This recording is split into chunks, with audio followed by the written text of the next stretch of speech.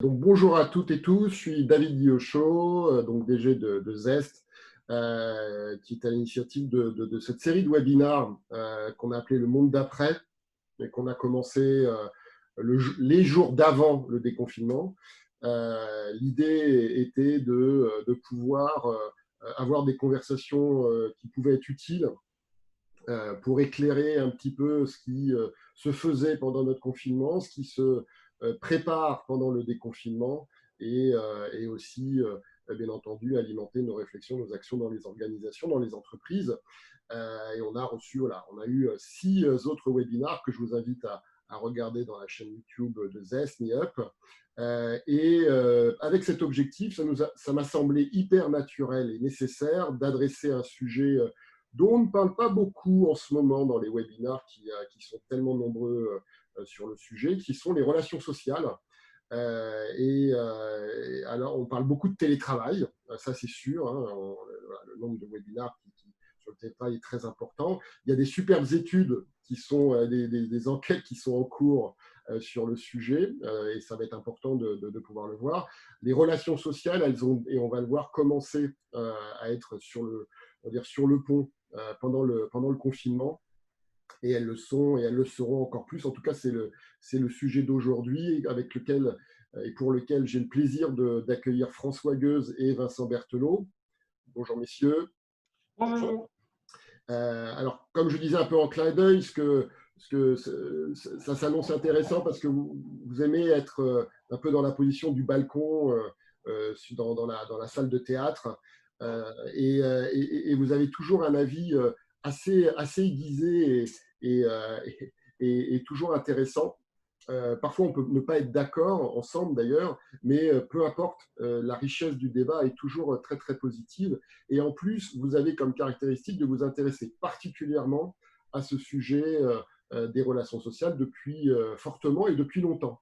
Et d'ailleurs, pour vous présenter et puis rentrer un peu dans le vif du sujet, ce que je vous propose, c'est peut-être de vous présenter en disant aussi pourquoi ce sujet est si important pour vous. François, est-ce que tu veux commencer ? Je peux commencer, il y a pas de problème. Bon, tout d'abord, bonjour. J'ai occupé différents postes au sein de la direction des ressources humaines et été DRH, je suis actuellement consultant. Mais j'ai commencé en 92, donc ça commence véritablement à dater. J'ai laissé, si j'ai mis un écran derrière moi, c'est pour masquer le déambulateur. J'ai véritablement commencé en fait ma carrière professionnelle en tant que veilleur social. La logique de la veille sociale étant une espèce de logique d'écoute de ce qui se passait véritablement sur le terrain, et en l'occurrence dans une grande usine sidérurgique, pour anticiper les risques de conflits, de problèmes. Et ça m'a amené tout naturellement, bien entendu, à être en contact des acteurs de terrain, que sont à la fois les collaborateurs, les managers, mais aussi les représentants du personnel, les délégués syndicaux, etc. Parce qu'il ne faudrait surtout pas réduire la thématique des relations sociales à la simple thématique de la relation, parfois un peu difficile et conflictuelle, de la direction contre, et je fais exprès d'utiliser le terme contre les syndicats. C'est bien plus large, c'est bien plus compliqué et ça nécessite de réfléchir de manière beaucoup plus importante si on veut en faire quelque chose de véritablement utile. Voilà pourquoi je m'y intéresse, en fait. Bon, écoute, on va dire c'est quelque chose qui est chevillé au corps de ton parcours professionnel. Donc, voilà, ça va être très intéressant. Et c'est un des sujets qu'on va aborder, effectivement, de dire que les relations sociales ne se limitent pas aux relations avec les représentants du personnel / des syndicats. Et ça, c'est un point important. Vincent, de ton côté, tu as un parcours un petit peu différent, mais tu as toujours pris la parole, enfin moi, depuis que je te suis et te connais, ce sujet-là a toujours été important, voire sensible pour toi. Oui, parce qu'en fait, de mes jeunes années, j'aurais pu être dans un syndicat parce que j'étais proche de l'humain toujours dans l'entreprise. Pour moi, ça avait du sens. Et les RH m'ont pas toujours enthousiasmé, mais les syndicats encore moins. Et j'ai eu quelques conflits alors que je n'étais pas encore RH. Et j'ai vu le mode de fonctionnement des différents syndicats, dont la CGT, on en reparlera certainement tout à l'heure. Déjà à l'époque, tu vois, c'était dans les années 80, j'avais une envie furieuse de monter une coordination pour ne pas suivre justement les mots d'ordre de la CGT. Et finalement, je me suis engagé dans les RH, où un petit peu comme François, j'ai eu un parcours qui était on fait toujours un peu le même parcours, c'est-à-dire que j'ai été à la fois à un moment dans les compétences, puis j'ai été dans la formation. Alors, formation, ça, c'est un sujet, ceux qui nous suivent le savent, éminemment social, vraiment, quoi. Et puis après, j'ai été carrément dans l'audit social, les questionnaires, les relations sociales, avec le plaisir d'être dans une très grande entreprise et d'avoir donc des échanges avec les responsables syndicaux et d'être invité parfois justement au point de vue national à comprendre comment ça fonctionnait au niveau national, au niveau branche et au niveau entreprise.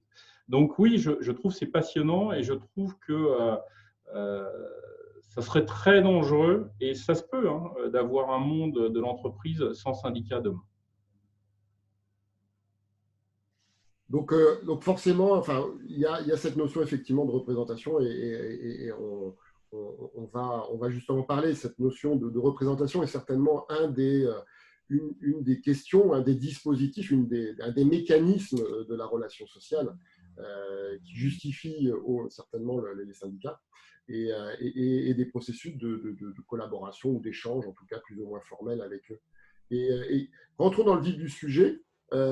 Avec cette période, comme on l'a évoqué, hein, c'est-à-dire que en plus de tout ce qui se passait avant, dans l'histoire voilà, d'aujourd'hui, on est tous arrivés, les partenaires sociaux, les entreprises, avec ce qui s'était passé ces derniers mois, enfin les mois d'avant confinement, un certain nombre de grèves, un certain nombre de situations délicates déjà, et aussi, bien entendu, quelque chose d'exceptionnel qu'on a vécu, qui est le confinement, qui venait non pas d'une crise économique, mais d'une crise sanitaire qui s'est imposée à tous, de l'opérationnel qui devait rester dans les magasins et dans l'entrepôt parce que c'est des activités qui devaient continuer, jusqu'à des sièges qui se sont rendus compte que d'abord, ils étaient obligés de télétravailler et deux, que peut-être ce n'était pas absolument nécessaire en ces temps de non-activité. Donc tout le monde a été touché, toutes les organisations ont été touchées, les syndicats ont aussi été touchés.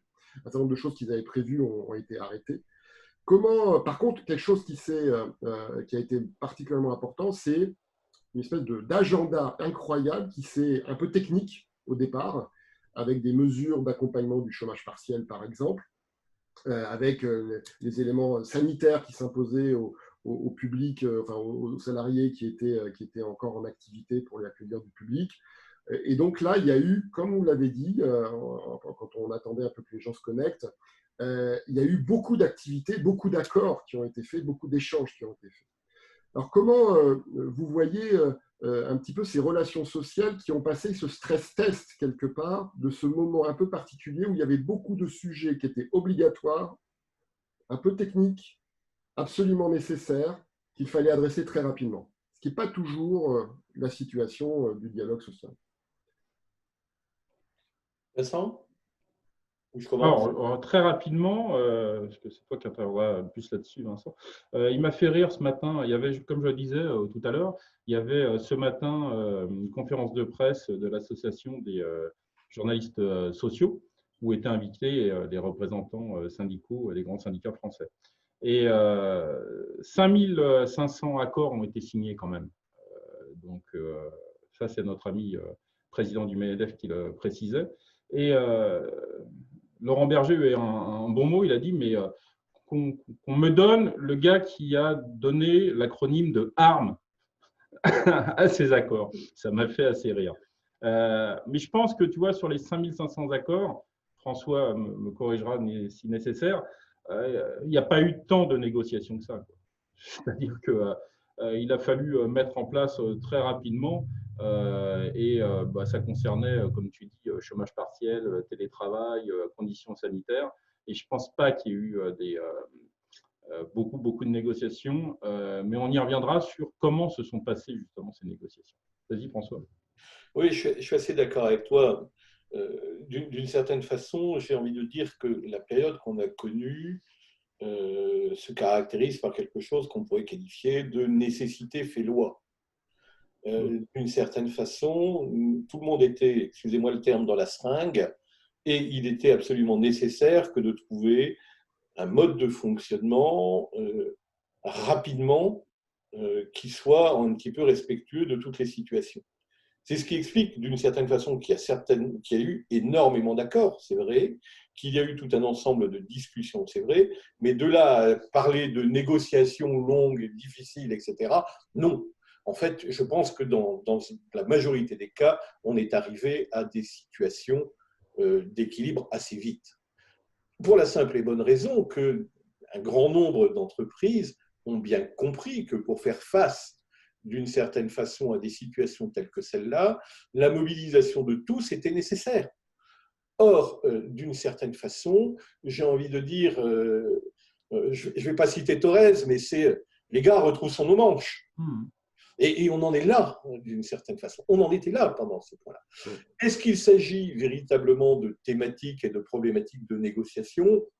On peut le mettre là-dessus, histoire de se dire oui, bah, tout va bien, etc. Les négociations sociales, le dialogue social va bien dans l'entreprise, sauf que c'était un caractère extrêmement contraint et particulier. On s'aperçoit aussi, hein, et ça, je pense que personne n'irait trop contre ce type d'idée, que lorsqu'il y a eu véritablement discussion, partage, analyse commune des situations, quand il y a eu ce dialogue, eh bien, l'entreprise a moins mal passé cet épisode qu'autrement. Et d'une certaine façon, quand il y a eu ces dialogues-là, eh bien, on évite tout un ensemble de situations un peu corporatistes ou un peu rigoristes. Et là, je pense que Vincent, je me rappelle avoir lu quelques éléments de ta part, ou d'une certaine façon, non, on va tout bloquer, des choses comme ça. Il y a la nécessité de travailler sur ce dialogue, et ce dialogue, c'est avant, pendant ou après le confinement, c'est quelque chose qui, pour moi, est un facteur de performance de l'organisation. Et ça, il faut qu'on y fasse très attention.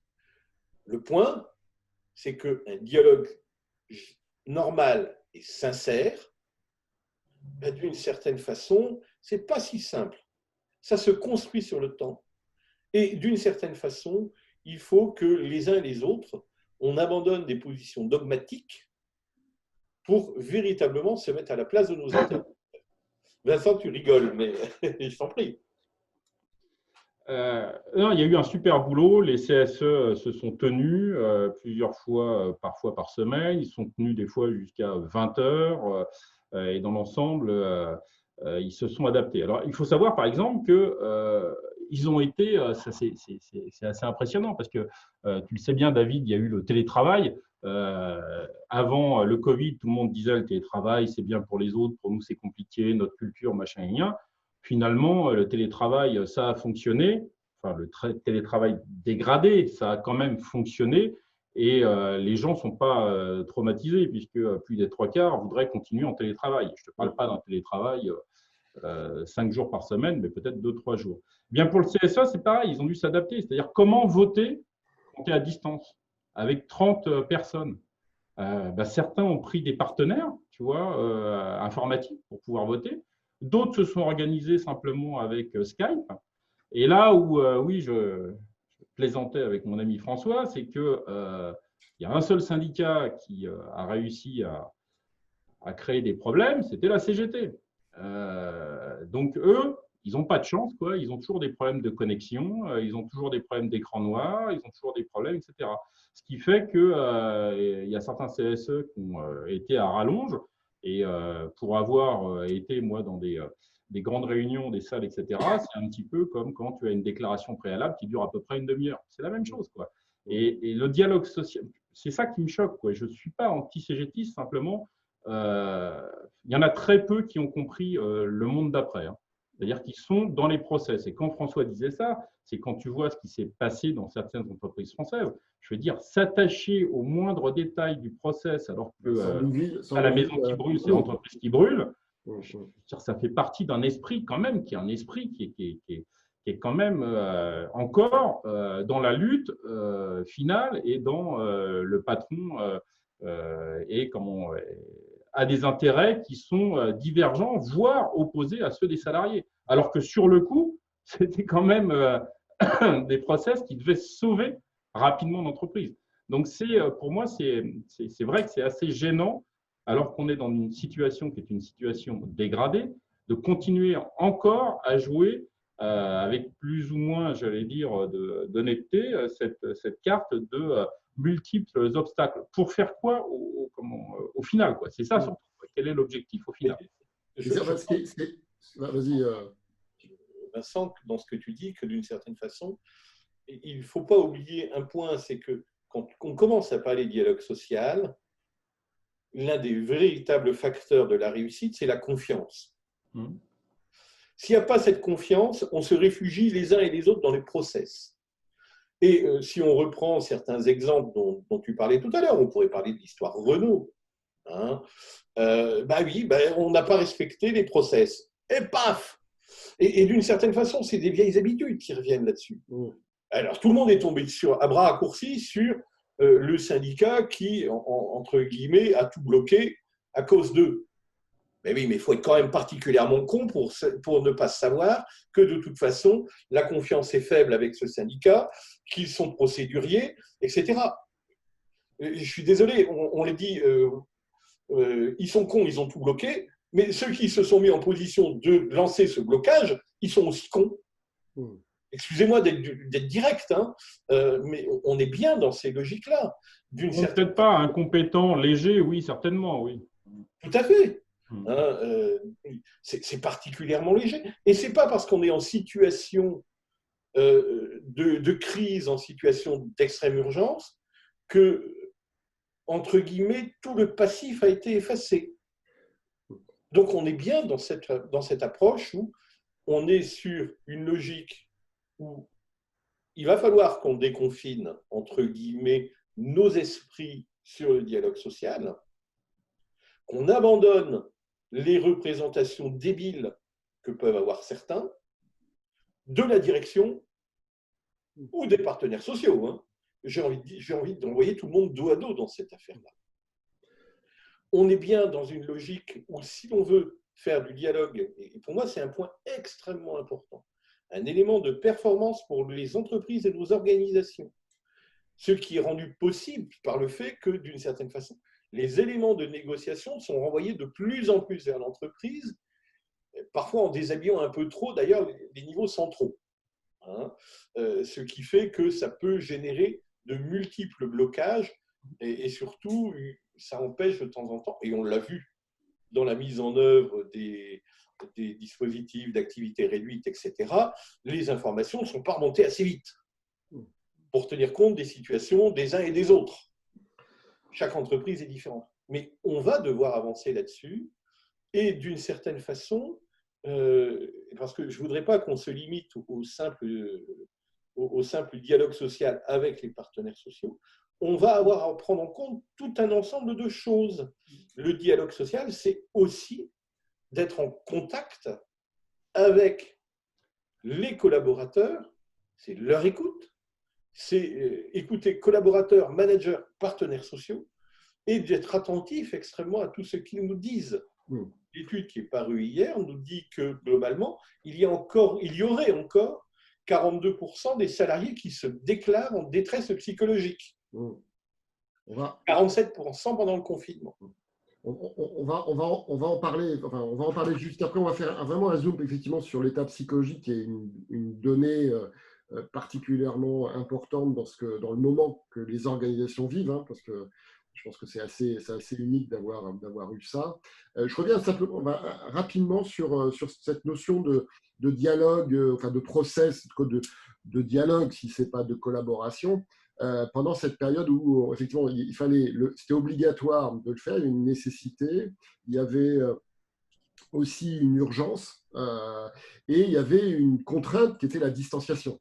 Voilà, on a tous, enfin en tout cas, moi j'ai vu effectivement des comportements dans les réunions avec nos différents autres clients, organisations, qu'il y avait ceux qui prenaient la bonne façon, ancienne façon d'animer des réunions d'avant pour animer des réunions interactives où il y avait beaucoup plus de personnes que dans une réunion physique et où tout le monde quelque part avait besoin de parler.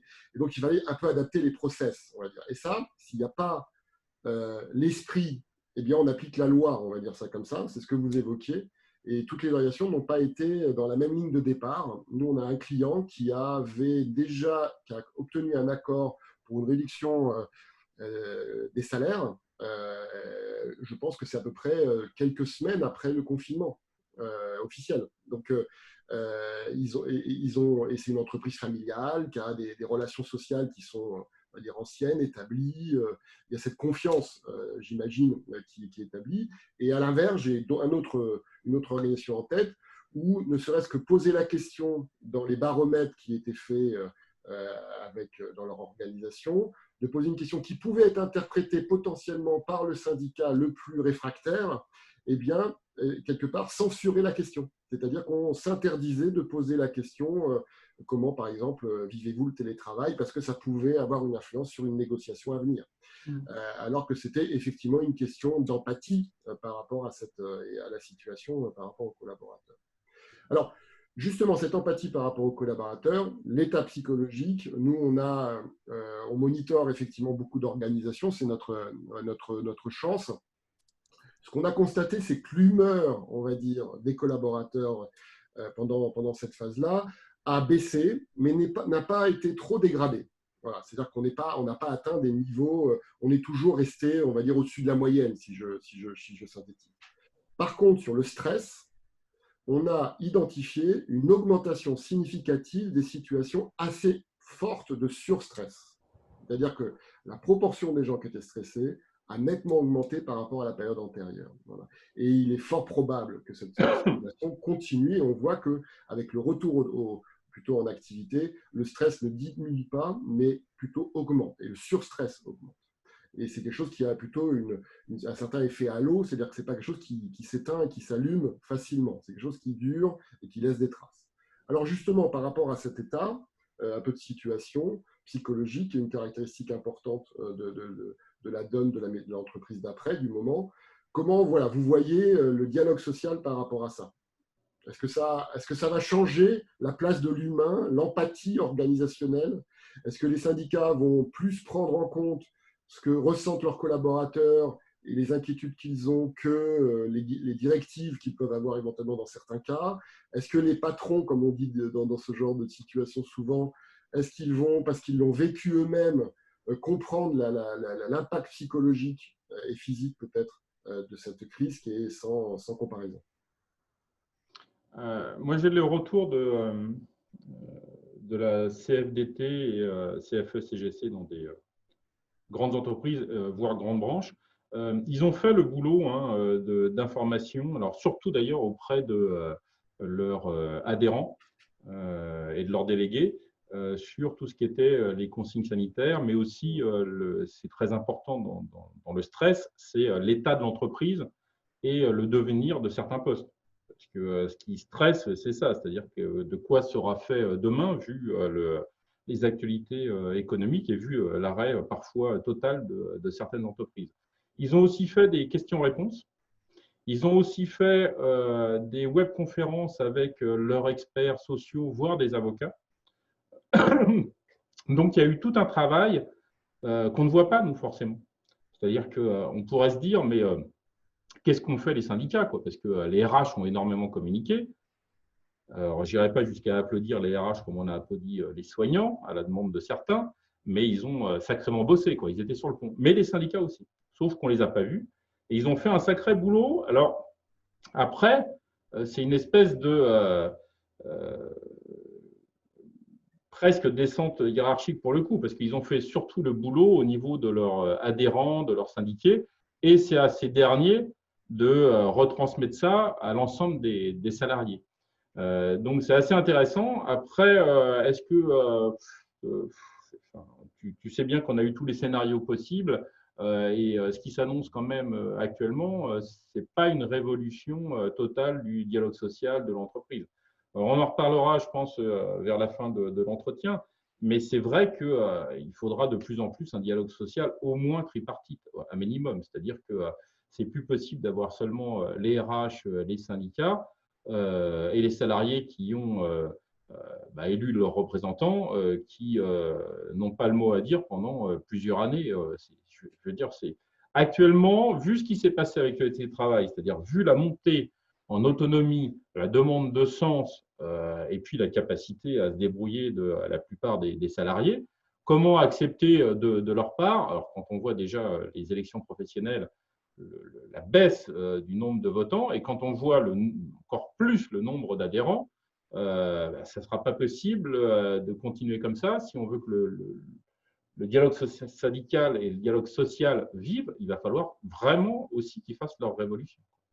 Est-ce que la qualité de vie au travail, les risques psychosociaux, qui sont un des chapitres, on va dire, importants de ce dialogue effectivement étendu, avec cet état psychologique, avec cette crise vraiment qui a touché la personne, son intégrité, est-ce que, François, tu penses que c'est grâce à la sécurité sanitaire et la responsabilité légale qui a aussi associé à ça au niveau des entreprises, hein, est-ce que tu penses que ça va être un levier positif pour le prendre encore mieux en compte ou plus dans le futur et d'irriguer le dialogue social voilà. J'ai un peu peur de jouer les Cassandres. Je pense que dans les mois à venir, les partenaires sociaux vont être particulièrement occupés par des questions, négociations, etc., pour faire face au plan de sauvegarde de l'emploi, j'en passe, c'est les meilleurs, et des organisations qui risquent d'être massives. C'est en cela que, entre guillemets, je ne les vois pas trop sur ce champ qualité de vie au travail, etc. Et ça ne veut pas dire que ce n'est pas important et ça ne veut pas dire qu'ils ne pensent pas que ce n'est pas important. La seule chose, c'est que je pense qu'ils seront très fortement mobilisés sur les problématiques d'emploi. Maintenant, faut-il pour autant qu'en tant qu'entreprise, on oublie ce genre de situation? On a lancé, Vincent et moi, il y a de cela une grosse semaine, une enquête sur la perception du télétravail, parce qu'on disait véritablement tout et n'importe quoi en la matière, et on s'est dit qu'il était peut-être intéressant d'avoir des données brutes. Pour le moment, et alors que cette enquête est encore en cours, on a différentes surprises qui apparaissent. Une des surprises de l'enquête réside dans la manière dont est perçu le management. Il n'apparaît pas de différence majeure entre le confinement et entre la période d'avant le confinement et la période de confinement. Vous savez, comme si cette période d'éloignement forcé n'avait pas fondamentalement changé la nature de la relation managériale. On voit des résultats sur le fait que les gens ont trouvé que leur manager n'était pas complètement débordé par la situation, enfin, toutes sortes de choses comme ça. Cela, ça conduit à s'interroger aussi sur les attentes des salariés en direction de leur hiérarchie. Le cadre, il est absent de la scène de travail, absorbé par de multiples réunions, mais aussi par la nécessité de s'inscrire dans des projets généraux, de faire du reporting, de piloter des machines de gestion, hein, si vous me permettez, ou de concourir d'une certaine façon à la lutte des places, ma propre carrière, hein, tout en veillant aux dimensions politiques de l'activité, comme dirait.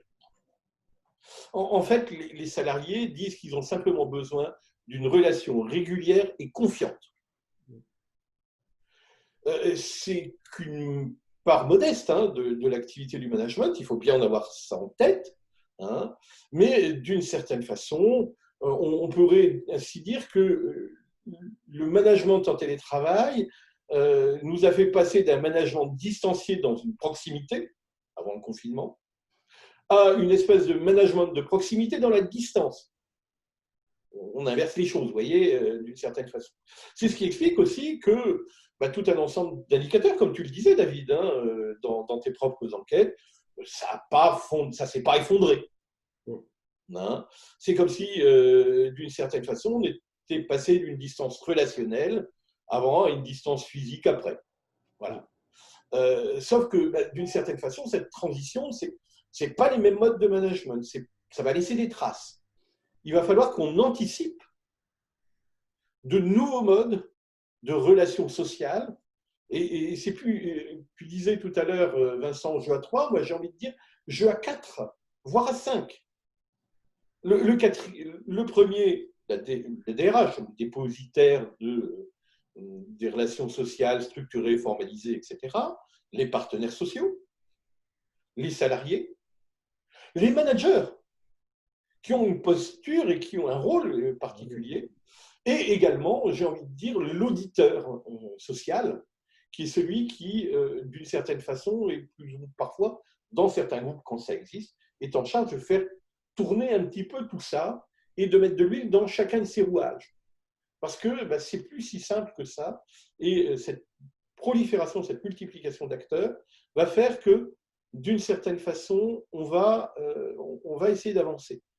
Donc, pour reprendre ta question, des thématiques de type QVT, etc., oui, ça sera à l'ordre du jour. Mais ça doit se passer dans ce que moi j'appelle le phénomène de régulation. C'est-à-dire que dans bon nombre d'entreprises, on a un management par les process qui fonctionne en mode contrôle. Et là où on a mis des excès de contrôle, il va falloir qu'on redonne aux managers des capacités et des possibilités de régulation. Et c'est là que, d'une certaine façon, tout un ensemble de problèmes sur la qualité de vie au travail, la qualité du travail en tant que tel, va reprendre sa place. Et j'ai envie de dire, pourquoi aller s'adresser aux délégués centrales, syndicales, etc., alors qu'en fait, mon problème, c'est ma clé de 12. C'est ma clé de 12 et c'est au manager à le résoudre, quoi. C'est pas besoin de passer au-dessus. Là, il vient de mettre le doigt sur un point qui est extrêmement important et qui, à mon avis, va d'ailleurs jouer sur la survie des syndicats du dialogue social. Pourquoi ? Parce que il y a besoin de proximité, en effet, avec les collaborateurs et avec le terrain. Or, ces derniers temps, qu'ils le veuillent ou qu'ils ne le veuillent pas, parce que quand on voit, par exemple, les CHSCT qui ont été dégagés dans les CSE, les représentants syndicaux, les délégués du personnel ont de moins en moins de proximité avec le terrain. Or, ce qui vient de se passer recrée des proximités, des liens, même parfois affectifs, entre managers et salariés. Et là, d'un seul coup, on va avoir presque plus confiance dans son manager parce qu'il a été capable de vous débrouiller parce que vous aviez des problèmes, par exemple, de connexion, vous aviez des problèmes d'horaire pour vous connecter parce que vous avez des enfants, etc. Lui, il a réussi à faire avec et puis vous rendre la vie plus facile. Eh bien, je peux vous dire que là, il va falloir que les syndicats, les délégués syndicaux repensent complètement leur façon d'aborder. Alors, certains l'avaient fait, parce qu'on parlait de syndicats de service. Ce n'est pas pour rien. Mais alors là, ça va être vraiment à une échelle hyper importante. Alors après, ils auront quand même, moi je pense, un rôle à jouer sur la QVT parce que c'est tout à fait passionnant ce qui va se passer sur les espaces de travail, les modalités de travail. On ne peut plus penser l'open space comme hier. Ce n'est pas possible, je veux dire, on oublie. On ne peut plus penser les grandes salles de réunion, on ne peut plus penser non plus les grandes salles de restauration, la cantine, etc. Donc, comment on va organiser tout ça pendant tout un laps de temps? Parce que ça ne va pas être 2 mois, on le sent bien.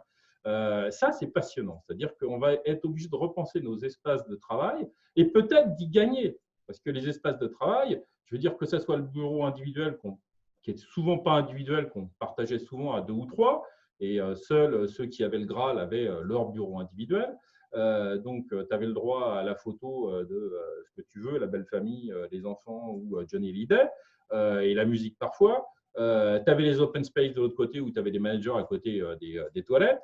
Donc, des grands moments quand même d'organisation du travail. Et là, d'un seul coup, on va penser, alors je sais que parfois le flex office est mal apprécié et pourtant, pour avoir visité plusieurs grandes entreprises où ils avaient mis en place le flex office, mais vraiment dans un esprit, on a des bureaux qui sont des espaces, c'est-à-dire que j'ai un espace de travail, par exemple, collaboratif. J'ai un espace de travail qui me permet de m'isoler parce que j'ai vraiment des choses soit confidentielles, soit qui demandent de la réflexion. J'ai des espaces de créativité, etc.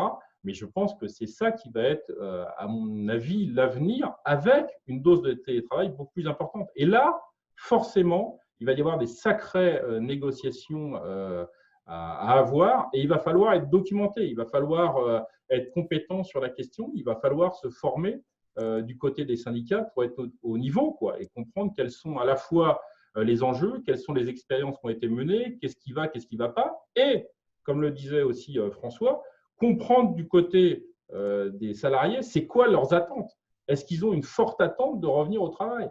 Ah ben, l'enquête nous le dira François, mais pour l'instant, l'attente qu'ils ont, c'est retrouver l'ambiance de travail, quand elle était bonne, qu'ils avaient avec leurs collègues. Mais quand on leur dit, sur une équipe de 20, vous allez être 4-5 à revenir, t'oublies, garçon, on reste chez nous, télétravail, très bien. Quand on reviendra et qu'on sera au moins 12-15 pour avoir cette ambiance-là, oui, ok. Mais là, pour l'instant, négatif. Et, enfin, une des choses qu'on a, enfin, et on partage hein, sur tous les sondages sur le télétravail, voilà, il y a vraiment une grosse attente de, non pas de passer à 100% de télétravail, mais de trouver finalement les côtés positifs que nombreux ont vécu par rapport à ce télétravail forcé. Ça ne veut pas dire que ça a été un monde magique et bisounours. Et notamment, une des questions associées, on a fait une analyse sémantique il n'y a pas très longtemps sur un gros sondage qui posait la question du futur de l'organisation du travail dans l'entreprise. Le télétravail était vraiment très, très, très haut. En gros, ça a bouffé tout le reste. Tous les autres sujets d'organisation du travail disparaissaient. Et les mots-clés qui étaient attachés, c'était en particulier lié à la gestion du temps, la gestion des trajets, gestion des horaires. Voilà, quand vous prenez des risques pour prendre des transports en commun, etc., ça peut être un élément important. Et cette flexibilité et cette autonomie associée. On a vu ce besoin d'aller vers un dialogue plus étendu et, si possible, pour pas que le dialogue social soit confiné par l'obligation du cash et de la reprise d'activité, plus éclairé. Et voilà. Est-ce que vous y voyez une modalité, est-ce que vous voyez une modalité, quelques conseils, alors notamment je sais que François doit partir. Si vous étiez si vous étiez dans une organisation et que vous aviez les rênes, vous pouviez influencer la façon de procéder, quelle serait peut-être la pratique que vous, vous essayeriez de faire mettre en place tout simplement pour maintenir ce dialogue social au service d'une rentabilité cash et du HR for good, entre guillemets, aussi, parce que l'un, à un moment donné, ne va pas sans l'autre, au moins sur la durée. Ah, François, c'est rare de vous entendre, de vous pas vous. Non. Le point, c'est que dans mes postes de DRH et de manager, j'ai toujours travaillé avec eux en véritable logique de confiance et de se parler. Donc, et je pense que ça a toujours donné de très bons résultats. Ne pas les prendre pour des cons.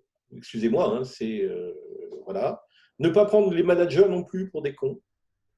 Parfois, et moi j'ai eu la chance d'avoir des partenaires sociaux, des syndicalistes particulièrement brillants, avec qui j'ai pu avoir de vraies discussions, qui étaient, pour répondre à une question de Marie-Pierre Fleury, qui était aussi dans une logique de réactivité, qui, bien entendu, et pour reprendre ce que disait Vincent tout à l'heure, dans les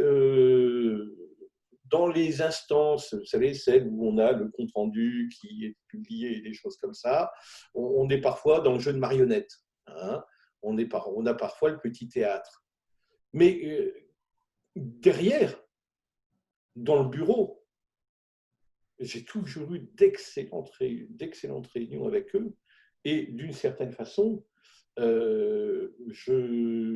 remercie encore certains parce qu'ils nous ont apporté des solutions d'organisation très concrètes très, très concrètes. Donc, ne pas hésiter à les solliciter, ne pas hésiter à travailler avec eux, à les écouter, à leur dire aussi « non, je ne suis pas d'accord ». Voilà. Et voilà pourquoi je ne suis pas d'accord. On a quand même très souvent des gens qui ont cette capacité et cette qualité. Enfin, moi, je l'ai eu. La difficulté que l'on a, et ça pour moi c'est une erreur profonde, mais vraiment profonde, des dernières réformes de la représentation syndicale, vous savez, c'est le fait d'avoir un nombre maximal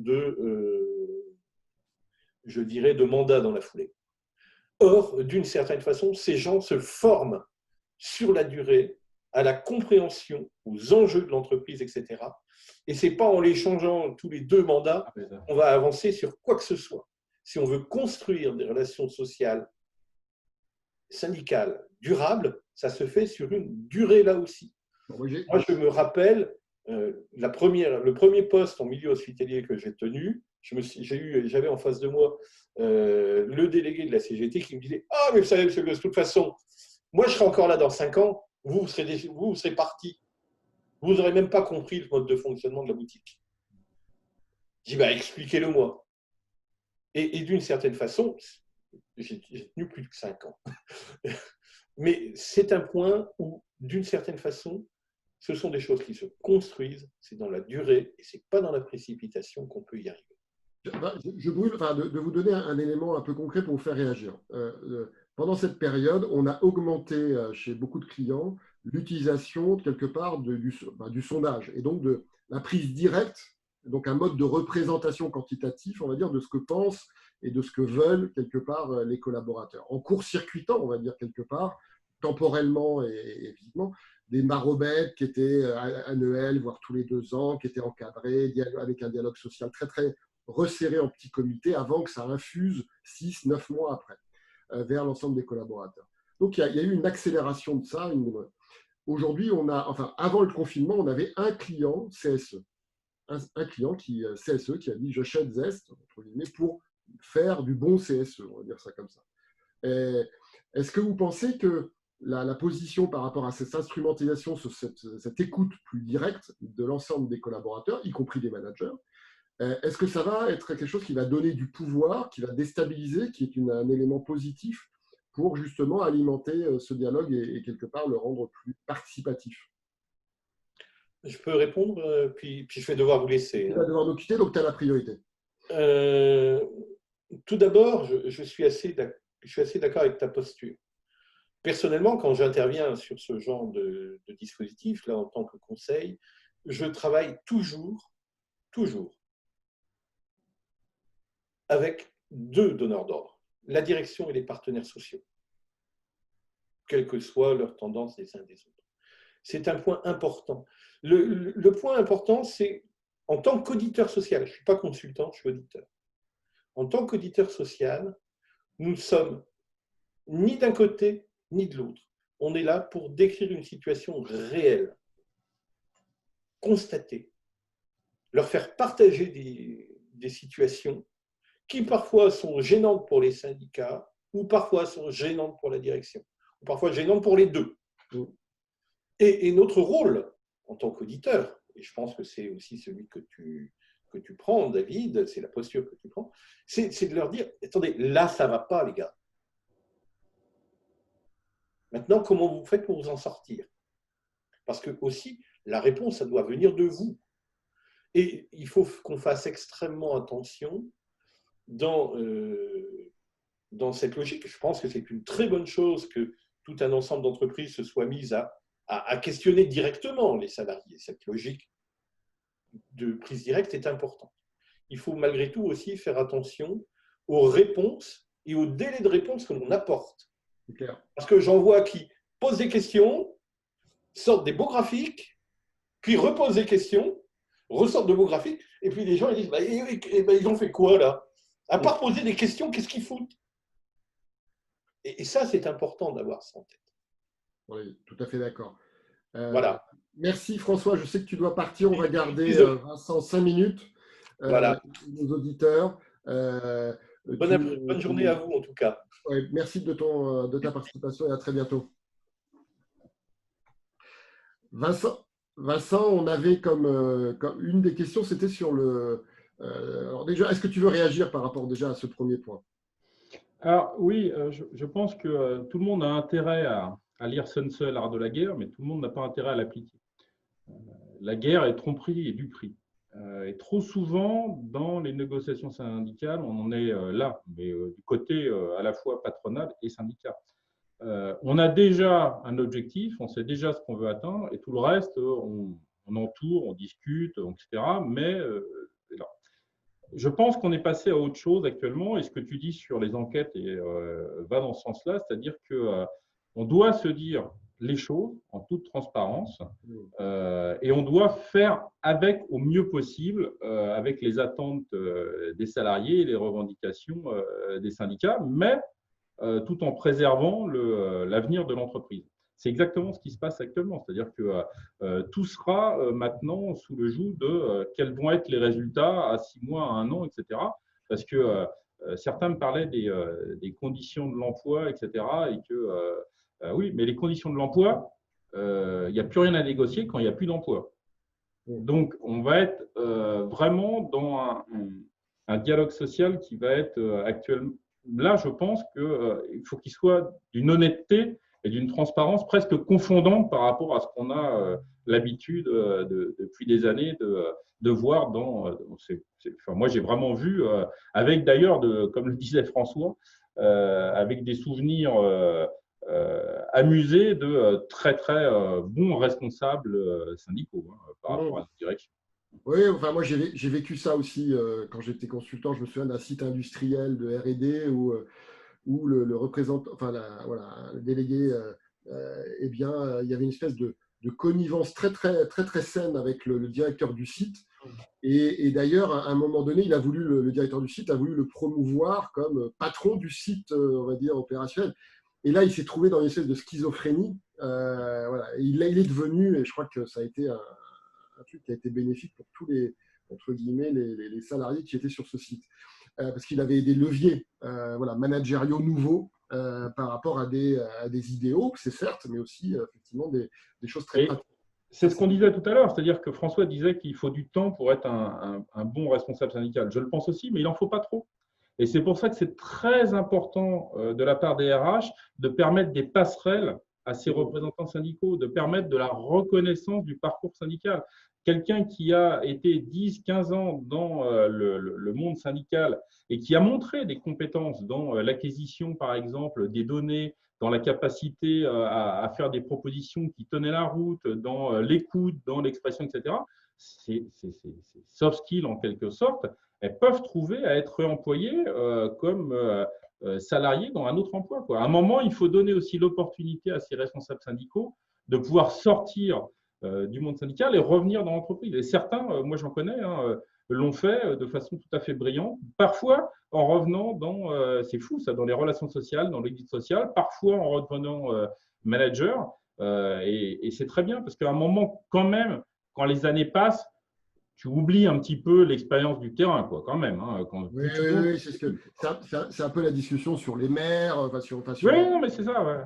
Et, effectivement, je pense qu'il y a nécessité d'une relation de terrain, mais enfin, d'une compréhension du terrain. Mais d'un autre côté, si on s'inscrit trop dans la durée, on devient une espèce de conservateur arqué sur le passé et pas sur le présent, voire l'avenir. Tu vois, la reconnaissance de ça, pas le fait d'être pour la direction. Ça, on s'en fout, je veux dire. Ils peuvent être contre la direction, mais de façon argumentée, intelligente, de façon professionnelle. Ça, si les RH le reconnaissent pour ouvrir une porte, tu vois, de sortie, je trouve que ça permet de développer d'excellents responsables syndicaux qui deviennent plus exigeants vis-à-vis d'eux-mêmes.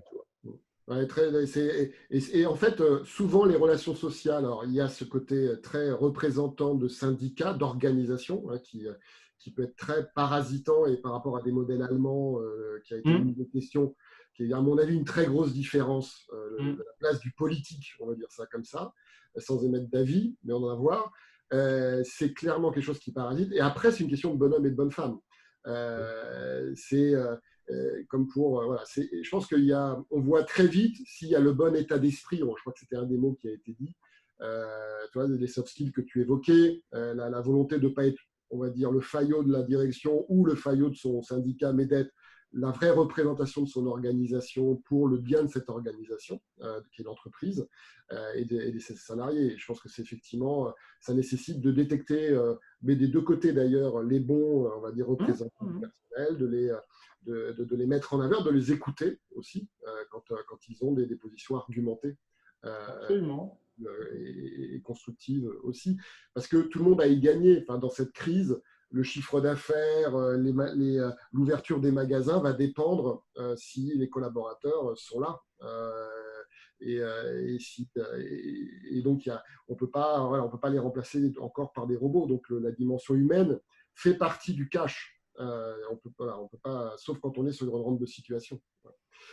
Est-ce que, avant de se quitter, est-ce que tu as une dernière chose que tu n'aurais pas dite sur ce sujet? Non, au contraire, est-ce qu'il y a des questions pour le coup des participants? Est-ce qu'il y avait on a répondu déjà à une première question. Il y a une autre question qui était effectivement sur la partie du modèle, on va dire, plus allemand versus le modèle français. Est-ce que aussi on a parlé de l'utilisation de ce contexte, entre guillemets, pour aborder des sujets malgré cette économie attendue sur les solidarités, voilà, le côté stress. Voilà. Est-ce que l'empathie de l'organisation va survivre quelque part à cette situation économique? On en a un petit peu parlé déjà. Est-ce que toi, dans ton expérience, tu as des approches justement où on pourrait on va dire, aller non pas vers un modèle allemand, parce que, voilà, comme le dit Cécile, il y a des différences culturelles, historiques importantes, mais quels seraient peut-être les défis, enfin les améliorations qu'on pourrait avoir? Je ne pense pas que permettre d'avoir des mandats illimités soit la mesure qui va être le pivot de l'amélioration du dialogue social. Est-ce que toi, tu aurais une pratique? Moi, ma conviction, c'est effectivement l'utilisation de données factuel, beaucoup plus large dans l'organisation et dans le dialogue social, de le rendre éclairé par ceux qui sont les premiers concernés, qui sont les collaborateurs. Est-ce que toi, tu auras un autre élément qui te semblerait important? Je crois qu'il faut aussi qu'il soit pas seulement dans les dossiers, mais presque un coup en avance. Par exemple, sur le télétravail. C'est extrêmement intéressant ce qui se passe sur le télétravail, parce que télétravail, ça a marché. Ça a marché tellement bien qu'on se dit que finalement, il y en a certains qui peuvent venir peut-être travailler que 2 jours par semaine. Si tu travailles que 2 jours par semaine, commence à pouvoir s'imaginer le fait que tu ne vives pas à côté de ton entreprise, mais que tu puisses vivre à 100, 200 km dans un endroit qui est beaucoup plus sympa.